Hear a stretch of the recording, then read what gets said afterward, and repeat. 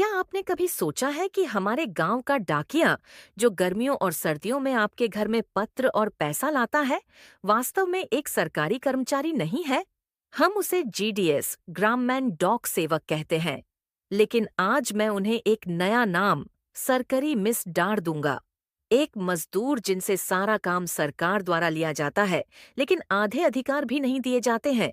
इसलिए आज हम इस प्रणाली की सबसे बड़ी धोखाधड़ी को उजागर करेंगे और यह भी जानेंगे कि अगर सरकार जीडीएस को स्थायी बनाती है तो भूकंप क्या होगा। आइए हम इस पूरे खेल को जड़ से समझें। जीडीएस का जीवन आसान नहीं है। वे केवल पत्र वितरित नहीं करते हैं, वे एक वॉकिंग बैंक हैं। वे सरकार की हर योजना के आधार केंद्र और जमीनी सैनिक हैं। फिर भी उन्हें स्थायी नौकरी, पेंशन, चिकित्सा सुविधा कुछ भी नहीं मिलता है।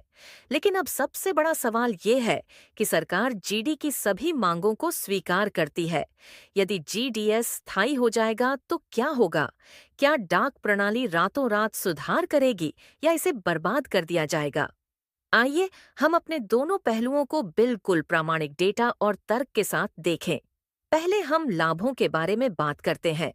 सेवा की गुणवत्ता में पहला जबरदस्त सुधार। एक स्थायी कर्मचारी के पास अधिक जवाबदेही होती है।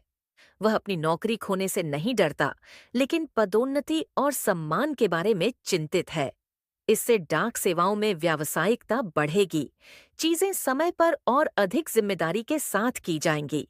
दूसरा, सरकारी योजनाओं का बेहतर कार्यान्वयन।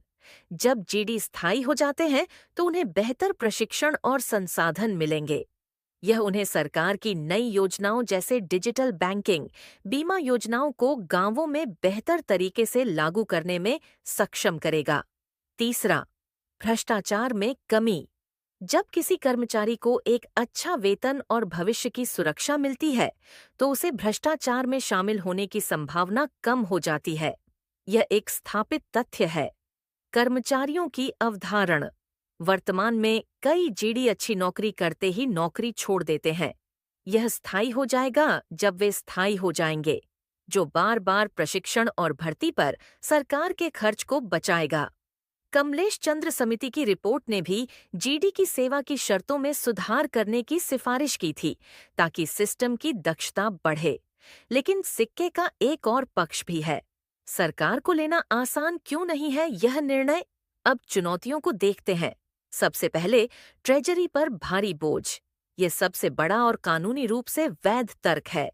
जीडीएस के ताले बनाने का मतलब है कि उन्हें 7वें आयोग के अनुसार वेतन, पेंशन, ग्रेच्युटी